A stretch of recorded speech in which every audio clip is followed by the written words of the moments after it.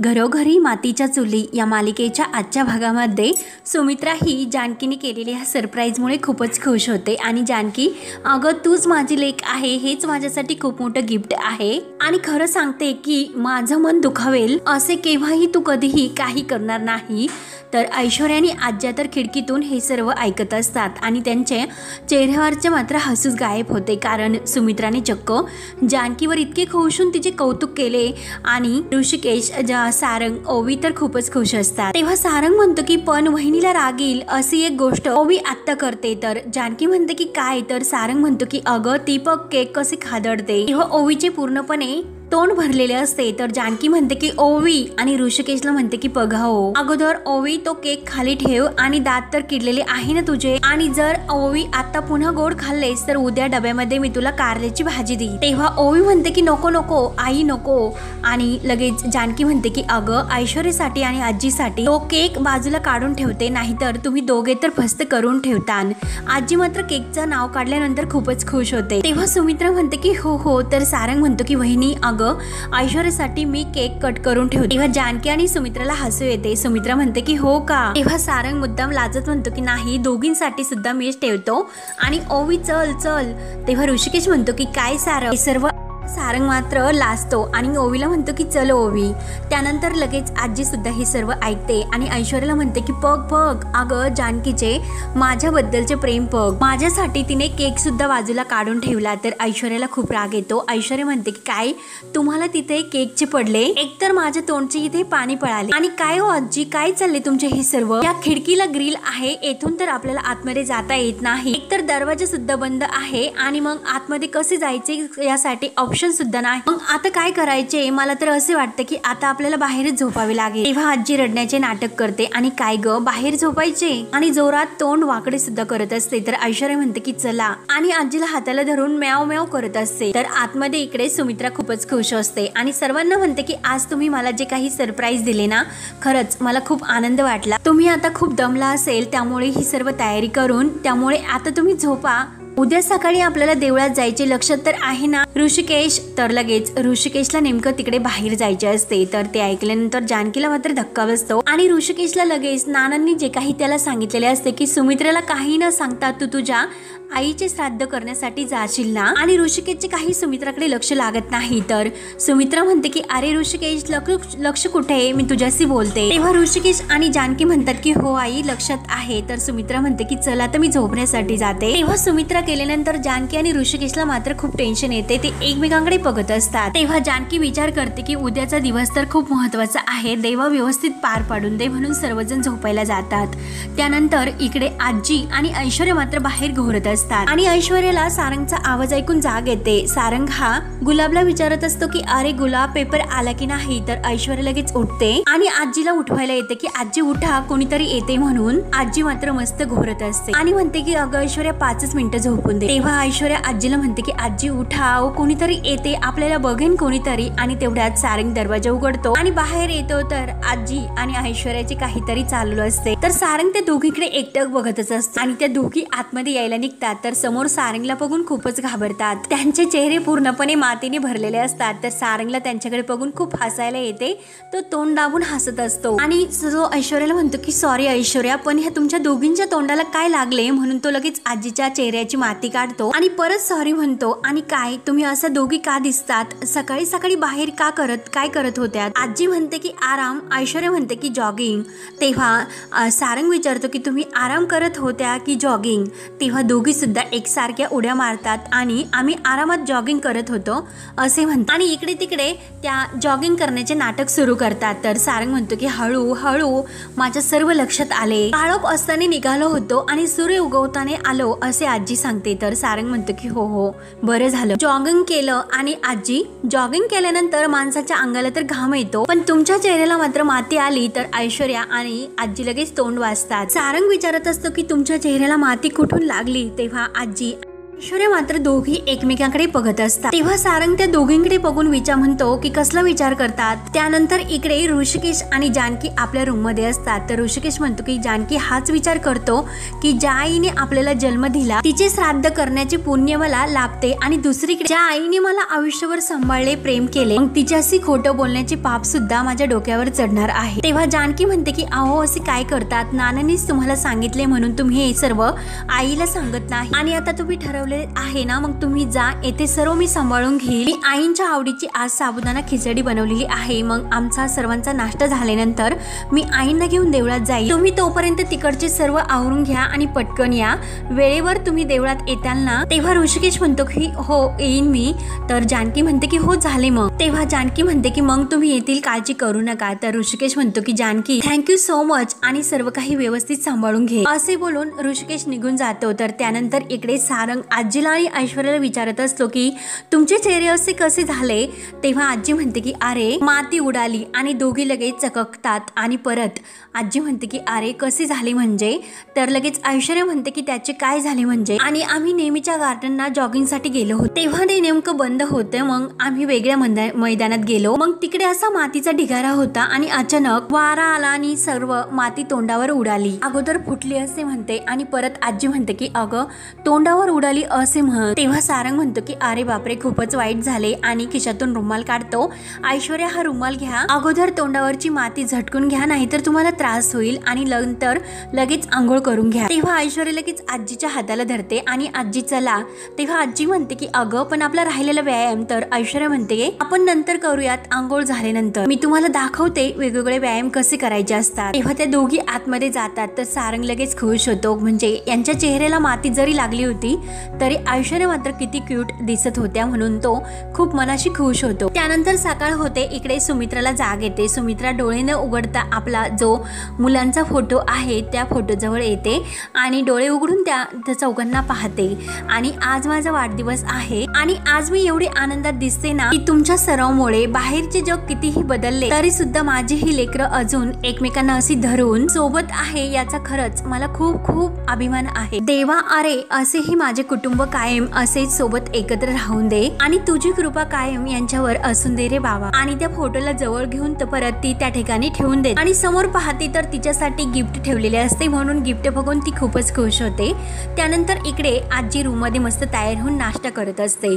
ऐश्वर्या मात्र तयार होऊन बाहेर येते आणि तिची राग ही स्वतःला रागवतच असते कारण तिच्या मनामध्ये जानकीचा राग भरलेला असतो। तर आजी उठते, अगं आपण तिच्या वाईटावर होतो तर आपल्याला शिक्षा झाली आणि असे रात्रभर बाहेर झोपून माझे अंग अगदी आखडून गेले म्हणून आईजी जोरात ओरडते आणि आता काय करणार आहे असे ऐश्वर्याला विचारते। तेव्हा ऐश्वर्या म्हणते तिने आईंसाठी केक बनवून आईंचे तोंड गोड केले, मग मी पहा आता काय करते ते, जानकीला कसा धडा शिकवते ते। त्यानंतर इकडे सुमित्रा तो बुके पाहते आणि खूपच खुश होते कारण तो ऋषिकेश जानकी ओवी यांनी दिलेला असतो आणि त्यामध्ये वाढदिवसाच्या खूप खूप शुभेच्छा सुमित्राला दिलेल्या असतात आणि त्यामध्ये एक चिठ्ठी सुद्धा असते। तेव्हा सुमित्रा ती चिठ्ठी काढते, प्रिय आई, सासूबाई आणि आजी, अशाच तरुण राहा मनाने सुद्धा वाढदिवसाच्या खूप खूप शुभेच्छा आणि ऋषिकेश जानकी ओवी। सुमित्रा चिठ्ठी वाचून खूप खुश होते, खरंच किती छान बुके आणि चिठ्ठी लिहिली। दरवर्षीप्रमाणे सर्वात अगोदर तुम्हीच मला विश केले, नाहीतर तुमचे नाना साधा फोन सुद्धा त्याने केलेला नाही आणि तेवढ्यात नानांचा फोन येतो। त्यानंतर इकडे ऋषिकेश सुद्धा जानकीला फोन करतो आणि काय हो ऋषिकेश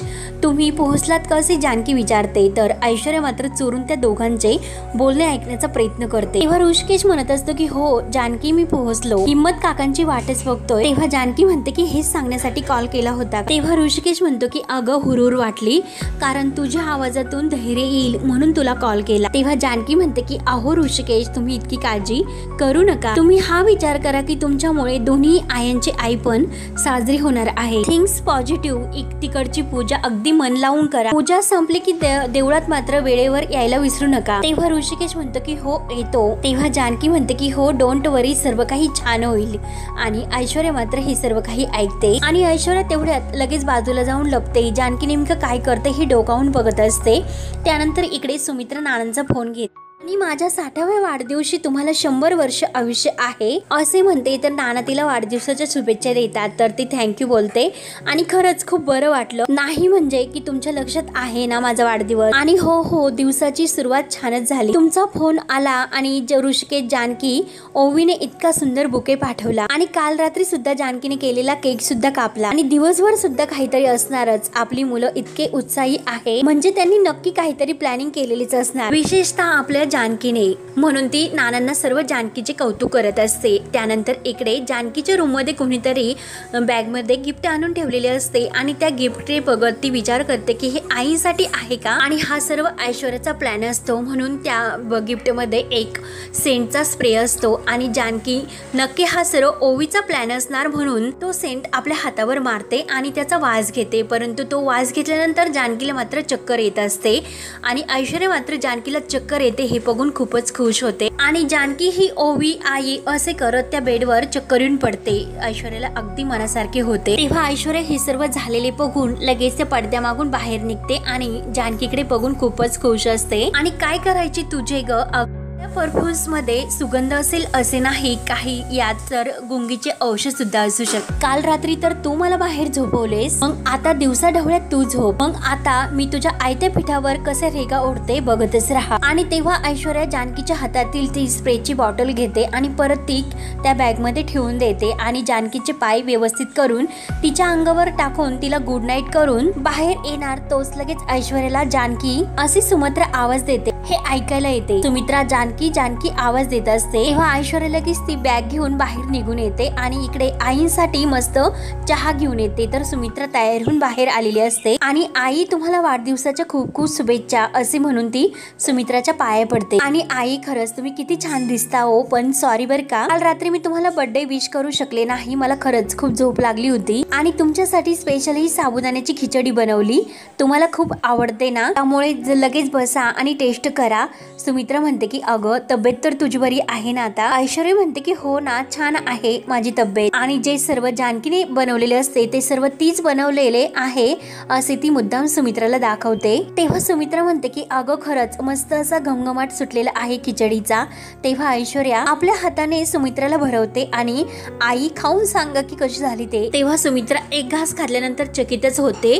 तर ऐश्वर्या विचारते की काय झाले आई, काही तिखट मीठ वगैरे जास्त आहे का. तेव्हा सुमित्रा विचारते की काय ग ही खिचडी तू बनवलीस. तेव्हा ऐश्वर्या म्हणते की हो ना मीच बनवली खिचडी आणि काय झाले. तर सुमित्रा खुश होऊन म्हणते की अगं अगदी अप्रतिम झाली. तेव्हा ऐश्वर्या लगेच खुश होऊन थँक्यू बोलते. तर सुमित्रा म्हणते की अगं अगदी जानकी बनवते तशीच झाली, तिच्याच हाताने बनवलेली आहे तसे वाटते, अगदी तिच्या हातची चव. तेव्हा ऐश्वर्या म्हणते की अहो खिचडी तर मीच बनवली कारण त्यांच्या हाताखालीच मी शिकले म्हणून या खिचडीला त्यांच्या हाताची चव आलेली आहे. तेव्हा सुमित्रा म्हणते की हो अगं खूपच छान झाली. तेव्हा ऐश्वर्या लगेच सुमित्राला म्हणते की आई चला ना देवळात जायचे ना तुम्हाला, आज उशीर नको व्हायला. सुमित्रा म्हणते की अगं मी तर केव्हापासून तयार आहे, पण जानकी कुठे, तिला किती आवाज दिला ती आवाजच येत नाही, काही कामात आहे का ती. तेव्हा ऐश्वर्या म्हणते की नाही त्या अजून झोपलेल्या आहेत. तेव्हा सुमित्रा म्हणते की काय झोपली आणि जानकी, अगं हे कसे शक्य आहे, आपल्या घरात सर्वात अगोदर जानकी उठते हे तर तुला माहितीच आहे आणि ऋषिकेश कुठे, तो तर सकाळपासून दिसलेला नाही. तेव्हा ऐश्वर्या म्हणते की खरंच मला काही माहिती नाही आणि तेवढ्यात सारंग सुमित्राला आवाज देतो की आई आणि तिच्याकडे बघून म्हणतो की देवळात जाण्याची तयारी झालेली दिसते. अगं आई खरंच किती गोड दिसतेस ग तू. आणि तिच्या हातात हात देऊन म्हणतो की तुम्हाला पुन्हा एकदा वाढदिवसाच्या खूप खूप शुभेच्छा आणि आई मला भरभरून आशीर्वाद दे म्हणून तो सुमित्राच्या पाया सुद्धा पडतो. तेव्हा सुमित्रा म्हणते की सुखात रहा. सारंग म्हणतो की चल मग आता देवळात जायचे का. तर लगेच सुमित्रा म्हणते की अरे मी तर केव्हापासून तयार आहे, पण ऋषिकेश कुठे, तुला काही सांगून गेला का तो. सारंग म्हणतो की नाही, पण आई आजच्या दिवशी दादा कुठे बाहेर जाणार तर नाही असेल इथे तो, तू जानकी बहिणीला विचार ना. तेव्हा ऐश्वर्या म्हणते की अहो त्या तर अजून झोपलेल्या आहेत. सारंग म्हणतो की काय जानकी बहिणी अजून झोपलेली आहे. ऐश्वर्या म्हणते की हो अजून त्या झोपलेल्याच आहेत. सारंग म्हणतो की कसे शक्य आहे. तर सुमित्रा म्हणते की चल सारंग आपण जाऊन बघूयात, मला सुद्धा कळायला हवं बघावं की जानकीची तब्येत बरी आहे की नाही, ती अशी इतक्या वेळ का झोपली असेल, म्हणून सारंग आणि सुमित्रा घाईने जानकीच्या रूम मध्ये येतात आणि ऐश्वर्या मात्र त्या खिचडीवर ताव मारते आणि जानकी बहिणी खरंच क्या बात हे, खिचडी मात्र तर मस्त जमून आली. मग आता ऋषिकेश दादा कुठे गेला याचे कारण सुद्धा आता जमूनच सांग. त्यानंतर सारंग आणि सुमित्रा दरवाजा उघडून आत येतात तर जानकी ही झोपलेली असते. सुमित्रा तिच्या डोक्यावर हात ठेवून म्हणते की जानकी जानकी. सारंग म्हणतो की वहिनी. तेव्हा जानकी तर डोळे उघडते तर सुमित्रा म्हणते की अगं उठतेस का. जानकी उठून बसते आणि डोक्याला हात लावते तर सुमित्रा विचारते की जानकी अगं तुला बरं वाटतेस ना. तेव्हा सारंग लगेच म्हणतो की अगं ऐश्वर्या मला वहिनी म्हणाल्या की वहिनी अजून झोपेत आहे म्हणून. मला तर असे वाटले की मस्करी करते कारण तू इतका वेळ कधी झोपतच नाही. तेव्हा जानकी म्हणत असते की परफ्यूम आणि इकडे तिकडे शोधत असते तर सुमित्रा म्हणते की काय परफ्यूम. तर जानकी म्हणते की हो. त्या लगेच ती परत बोलायची शांत होते आणि काही नाही आणि परत थांबते आणि परत सुमित्राला विचारते की आई तुम्ही काही खाल्ले का, तुमच्यासाठी नाश्ता रेडी करते. अगं ऐश्वर्याने मला तू बनवतेस तशीच खिचडी बनवून दिली आणि तेवढ्यात ऐश्वर्या आत येते. तेव्हा जानकी म्हणते की नाही आणि मी बनवली असे तिला सांगायचे असते, पण लगेच ऐश्वर्या समोर येते आणि थँक्यू वहिनी, अहो तुम्ही शिकवली म्हणून अगदी तुमच्या तोडीस तोड खिचडी मी बनवली होती असे म्हणते. अहो तुमच्या हाताखाली मी तयार झाले म्हणून त्या खिचडीमध्ये अगदी तुमच्याच हाताची चव आली. तेव्हा जानकीच्या सर्व काही लक्षात येते आणि रागाने ती ऐश्वर्याकडे बघत असते. तेव्हा ऐश्वर्या हसून मुद्दा म्हणते की वहिनी अहो उठा चला तयार व्हा आपल्याला देवळात जायचे. सुमित्रा म्हणते की हो पण ऋषिकेश कुठे आहे. तर लगेच जानकीला मोठा धक्का बसतो. तेव्हा जानकीला मात्र शांत होते. त्यानंतर इकडे ऋषिकेश तिकडे देवळात नदी तीरावर आलेला असतो आणि हिम्मत काका गुरुजी येण्याची वाटच बघत असतो. तेवढ्यात हिम्मत काका येतात आणि हिम्मत काका हो केव्हाची मी तुमची वाट बघतोय असे म्हणतो. तर हिम्मत काका म्हणतात की अरे ऋषिकेश तुला इथे बघून खरंच मला खूप बरे वाटले. नाण्याने तुझ्यावर ही जबाबदारी सोपवली. आज तुझ्या आईच्या आत्म्याला खऱ्या अर्थाने शांती मिळेल. इतक्या वर्षातून तिच्या मुलाच्या हाताने हे श्राद्ध होते. तेव्हा ऋषिकेश विचारतो की काका हो गुरुजी कुठे, मला वेळेत घरी जायचे. आज माझ्या आईचा म्हणजे सुमित्रा आईचा वाढदिवस आहे हे तुम्हाला माहितीच असेल. मग या श्राद्ध इतका वाढदिवस सुद्धा माझ्यासाठी तितकाच महत्वाचा आहे. त्यामुळे येथील सर्व कार्य वेळेत आटपून मला वेळेत घरी सुद्धा जायला हवे. तेव्हा हिम्मत काका म्हणतात की हो ऋषिकेश अरे मला सर्व कल्पना आहे याबद्दल. त्यानंतर इकडे सुमित्रा जानकीला म्हणत असते की अगं मी तुला काय विचारते ऋषिकेश कुठे आहे.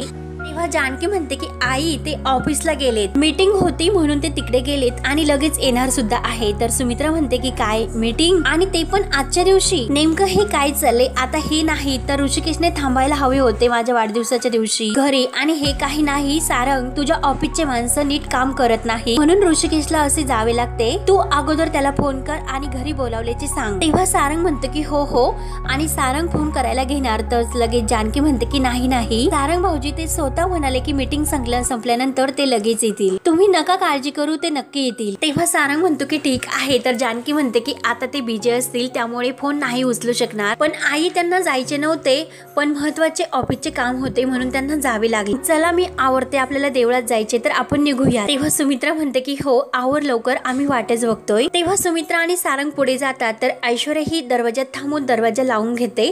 तर जानकी मात्र तिच्याकडे रागानेच बघत असते. जानकीच्या लक्षात येते की हे सर्व इनेच केलेले आहेत.